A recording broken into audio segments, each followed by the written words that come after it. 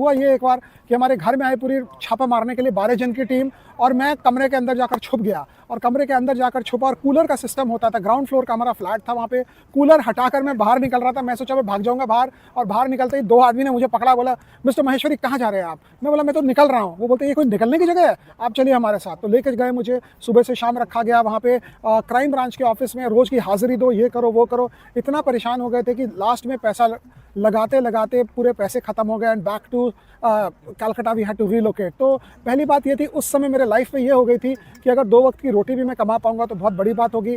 और लेकिन मोमेंटम चलता था, चीज़ें चलती थी। 2-4 चीज़ें मेरे दिमाग में आज तक एकदम इंस्क्राइब्ड है। एक, मेरे फादर जब डेथ के समय थे, 2 दिन 3 दिन पहले डेथ के, वो बोले मैं तुम्हें एक बात बोलना चाहता हूँ। तो मैं सोचा अब क्या बोलेंगे, ज़िंदगी भर तो बोले हुए हैं, कैंसर से वो पीड़ित थे, हम कीमोथेरेपी करा कर हमारे पैसे खत्म हो रहे थे, लेकिन फिर भी कहीं ना कहीं से कुछ जुगाड़ करके कीमोथेरेपी हम कराते थे उनका। उन्होंने मुझे एक चीज़ बोला, बड़े ध्यान से बोला ज़िंदगी में कुछ भी हो जाए कभी डरना मत। और उस समय मुझे लगा कि बहुत नॉर्मल सी बात है, इसमें इतनी खास बात क्या है, ज़िंदगी में कुछ भी हो जाए डरना मत, नहीं डरेंगे नहीं डरेंगे, हो गई बात खत्म। मतलब मैंने सीरियसली लिया ही नहीं। लेकिन आज के दिन भी अगर मार्केट में क्रैश आता है, शेयर बाज़ार गिरता है, कोविड का समय भी आया 2020, मेरे फादर की डेथ हुई थी 1999 में, 21 ईयर्स के बाद भी मेरे को वो चीज़ें ध्यान में आती है कि ज़िंदगी में कुछ भी हो जाए डरना मत वाली बात होती है।